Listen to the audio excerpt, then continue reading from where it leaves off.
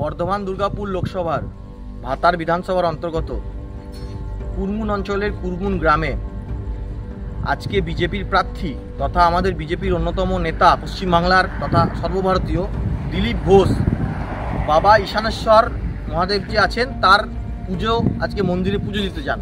আমরা একই ঘটনা দেখেছিলাম, যেখানে পুজো দিতে গিয়েছিলাম এরুয়ার অঞ্চলে সোনারকালী এরুয়ার গ্রামে, সেখানে মন্দির বন্ধ রাখা হয়েছিল এবং আমরা চলে আসার পর গঙ্গা জল স্প্রে করা হয়েছিল। আজকেও দেখলাম পাইপ দিয়ে একটা ঢুকছেন কেউ একজন ব্যক্তি, পরবর্তীকালে তার নাম পরিচয় নিয়ে দেখা গেল তিনি মন্দির কর্তৃপক্ষ বা গ্রামের স্বতঃস্ফূর্তভাবে কোনো বাসিন্দা নন, তিনি ওই এলাকার চিহ্নিত তৃণমূল নেতা বাপন মণ্ডল, তিনি এই ধুয়েছেন।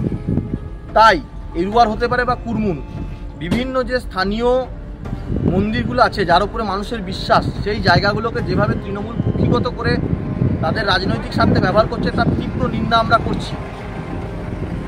এবং এই বাপন মণ্ডল এবং অষ্টম ব্যানার্জি এরা কুরমুন গ্রামে খুব বাড়াবাড়ি করছে।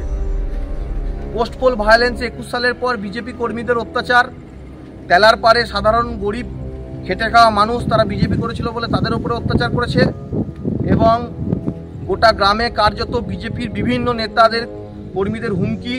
ওখানে আমাদের অন্যতম নেতা বাপ্পাদা, কুরমুন গ্রামের বাপ্পাদাকে প্রতিনিয়ত হুমকি, তার পরিবারকে হুমকি। অষ্টম ব্যানার্জি এবং বাপন মণ্ডল, আপনারা সাবধান হয়ে যান, না হলে কিন্তু আপনাদের কপালে অশেষ দুঃখ নাচ্ছে।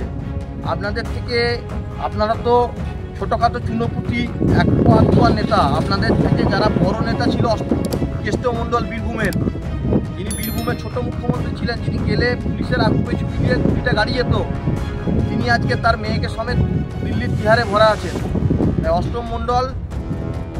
অষ্টম ব্যানার্জি এবং বাপন মণ্ডল, কুরমুন গ্রামে যে অশান্তির পরিবেশ সৃষ্টি হচ্ছে, ভবিষ্যতে যদি আমাদের কোনো কর্মীর গায়ে হাত পড়ে আমরা কিন্তু ছেড়ে কথা বলবো না। তার জন্য আমরা যত দূর লড়তে হয় লড়বো এবং ধমকে চমকে লাল চোখ দিয়ে নরেন্দ্র মোদীজির দল বিজেপিকে আটকানো যাবে না। আর আজকের এই ঘটনার আমরা তীব্র নিন্দা করছি। এই ঘটনায় মন্দির ধোয়ার জন্য গ্রামের সাধারণ মানুষ বা মন্দির কমিটির কেউ যুক্ত নয়, এটা তৃণমূল করেছে, এর নেতৃত্ব দিয়েছে বাপন মণ্ডল এবং অষ্টম ব্যানার্জি। আমরা এই ঘটনার তীব্র নিন্দা করছি এবং আমরা এর বিরুদ্ধে যথাযথ ব্যবস্থা নেব।